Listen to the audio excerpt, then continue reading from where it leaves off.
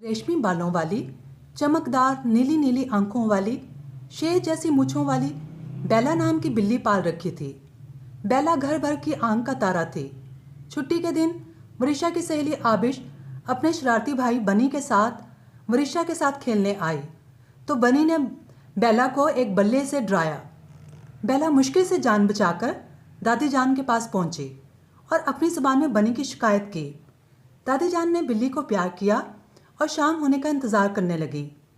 शाम को सब लॉन में पिज़्ज़ा और बर्गर पार्टी में जमा हुए तो दादी जान सब बच्चों को बातों बातों में समझाने लगी कि बेटा रहम दिली प्यारे बच्चों की खूबी होती है। आप सल्लल्लाहु अलैहि वसल्लम ने फरमाया, सारी मखलूक अल्लाह का कुंबा है।